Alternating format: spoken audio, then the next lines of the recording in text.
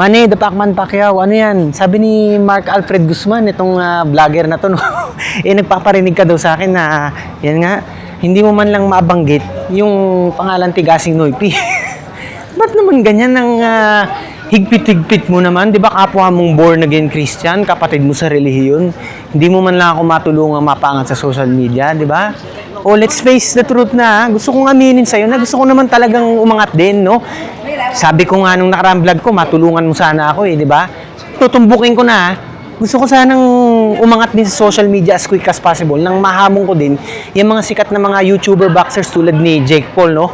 Dahil nga si Salt Papi, yung Pinoy din na YouTuber influencer, nagtatalo nung kailan lang. So, gusto ko lang makabawi din bilang isang Pilipino, di ba? Di hamak naman, mas matulin ako, mas mabilis ako, at mas malakas tayo ang stamina natin dun sa Salt Papi na yun, di ba? Tapos nito yung DKU nga na nilabanan mo, yung Koreano, hindi mo masagot-sagot kung bakit kinasahan mo yun, no? Na kumikero, tapos wala na nga nag-view ngayon halos tapos ang lam niya sumuntok. Komedyante lang, parang kung fu artist ata yun, hindi naman talaga marunong, di ba? Di hamak na mas mabilis, mas malakas din ang Tigasing Noipi doon. Ayaw mo kung ayan, kasahan yung hamon ng taong bayan sa atin at matulungan mo din sana ako na makilala sa ganyan larangan. Di sana napapangat pa natin ng Philippine flag, di ba, sa ganyan larangan sa YouTubers boxing. Manny Pacquiao, baka hindi mo alam sa mga bangag na loyalista din dyan 2011 pa lang, kilala na ako ni Willie Revillame dun sa show niya sa Will Time Big Time At hindi pa yan yung pangalawang milestone ko sa showbiz nun, yung pagpunta ko dyan sa Himigandog at na-sign tayo sa Star Music nun. 2013, 2014, no? Somewhere between that years. Manny Pacquiao, hindi mo pa rin talaga makilala ko sino ako, ang Tigasing Noipi. At least may background ka na, di ba? At isa rin akong born again Christian, kailan lang talagang mas napalapit tayo sa Panginoon, kaya alam ko naman na nakikita mo yung mga vlogs ko di ba? Kasi nagparinig ka nga daw na ganyan Siguro na-visit mo yung mga previous videos ko, no? At talagang masasabi mo na pag nagpapatotoo ako, yung mga nagsishare ako ng testimonya ko, wala ditong kwentong kutsero, talagang straight from the heart ito. Kumbaga, talagang lahat ng ginawa ng Panginoon sa atin pagliligtas, no? Na parang buhay ng pusa higit pa. Ilan ba ang buhay ng pusa? 9? 9? Napakaraming beses. Kaya Manny Pacquiao, gusto ko lang magamit itong natitirang buhay ko, natitirang oras ko sa mundo para mapaangat ang kabuhayan ng mga kababayan nating Pilipino. Ibig ko sabihin, no, by all means, sigad na ang bahala kung saan niya ako ilalagay. Maupo man si VP Sara kung anong may ambag ko sa bayan ko. Di ba? Bukod pa sa ginawa ko dati na pakikipaglaban sa illegal na droga sa Makati, sa lugar ko, na mag-isa. Nung panahon ni Tatay Digong, no? Talagang binuwis ko na ilang beses ang buhay ko. Pero, mas dadagdagan ko pa di ba? At nagsasalita ako hanggang ngayon dahil nga mahal ko ang bansa ko. Ultimo, kahit na magulang ko nga yan gusto na ang patigilin, di ba?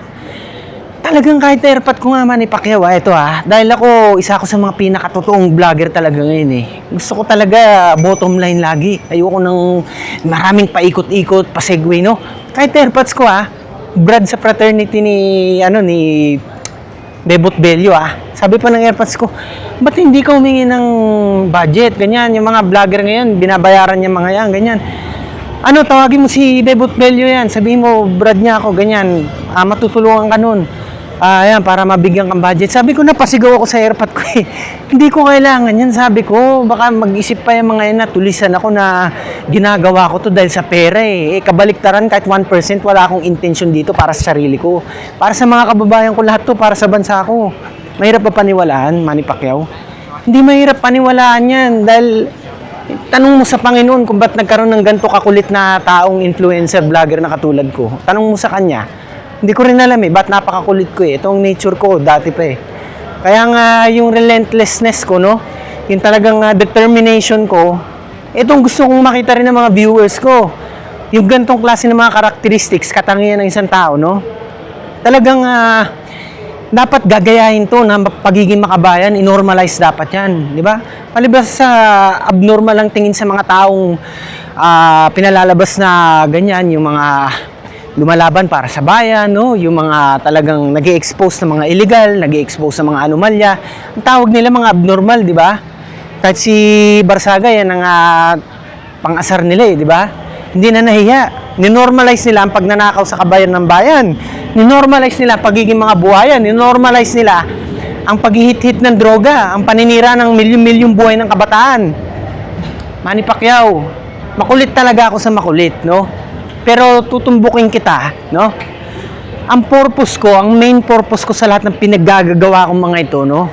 Sa social media, especially, primarily to glorify God's kingdom, no? Pagdating ng araw, talagang yan ang pinakagusto kong mangyari na pangarap ko. Kasabay, nang gusto ko din umangat ang bansa natin at makasabay nga kahit sa Singapore, di ba? Napag-iiwanan na ang bansa natin. Alam ko, Manny Pacquiao, may mata ka, may dalawang mata ka. Tumingin ka in your left and right. Makikita mo. Lagi ka nagbabiyahe sa international eh. Di ba? Oh, Manny Pacquiao. Alam mo, pagod na ako eh. Tao lang din ako na napapagod. Tao lang din ako na nakakaramdam ng yung parang hindi na worth it eh. Di ba? Na ipagpatuloy kung alam ko na sarado ang isip ng isang tao, di ba?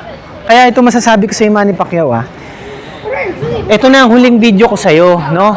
Parang ang dating kasi sa akin eh, parang minamaliit mo na ako eh. Parang hindi mo man lang mabanggit yung pangalang Tigasing Noipi, dadaanin mo sa parinig na ganyan. Ito nga si Alfred Guzman, di ba? Yan yung in-screenshot pa, di ba? Ano yan? Kapwa mong born again Christian ako eh, nagdadamdam naman ata ako niyan, di ba? Ay kung ganyan lang din, ang pananaw ko, di ba?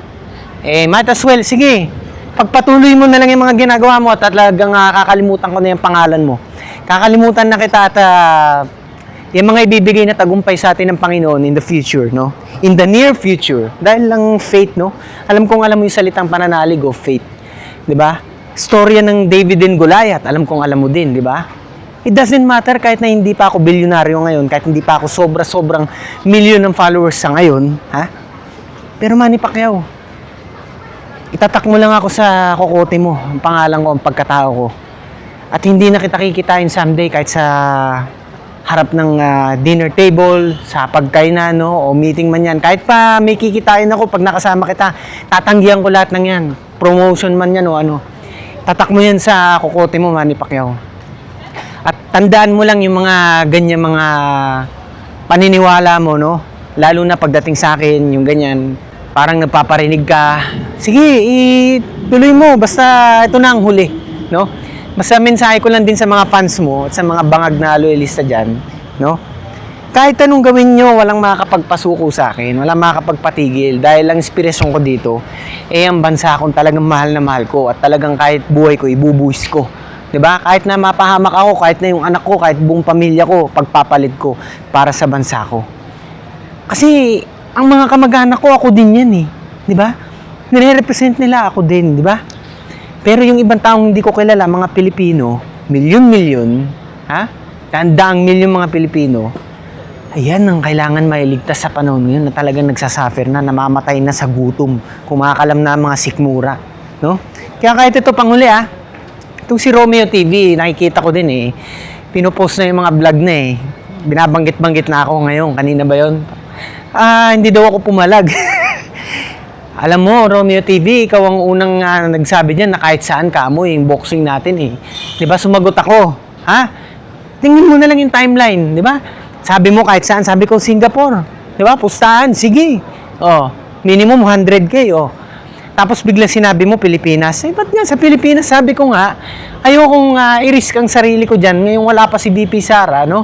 Na talagang there is so much injustice happening around, no? Ultimo warrant of arrest, napakadali nilang i-issue kahit na walang ginagawa ang tao, kahit na inosente, 'di ba? Ano 'yun? Magpapakulong ako ng walang dahilan, no? Tulad ni La Defensor, Marcoleta at yung iba pa diyan. Hindi ako papayag na ganyan. Ibang-ibang edad ko sa mga 'yon, 'di ba? Mas maliksi ako sa mga 'yan. At talagang ayan nga, anong gusto niyo? Sabi pa ni Alfred Guzman sa Payatas daw diyan sa Quezon City na napakarami mga natokang din dyan noon, drug-infested area. Oh, hindi ako papayag na yung kukuyugin ba ako dyan bago pa tayo maglaban sa lona. Hindi ako tulongges, Romeo TV at Alfred Mark Guzman. Kung gusto nyo ito, makatotohanan talaga to ha. Iset natin yan kung ayaw yung Singapore dahil takot kayo sa batas kung ganun, no? Taiwan o kaya Hong Kong, yung mga bansang maraming mga OFW. Para talagang may mga Duterte supporters din, may mga loyalist din, kung meron kayong makita. Oh. At talagang hindi magkakaroon ng one-sided na laban, di ba? Yan ang magandang gawin natin at talagang idodonate ngayon mapapanalunan sa mga taong bayan din sa Pilipinas. Wala namang masama dun kung gawin natin yan sa mga ganyang klase ng bansa. Malaysia, Indonesia, Taiwan, Hong Kong. Taiwan, napakalapit sa northern yan di ba? Ilang kilometers lang, Taiwan oh.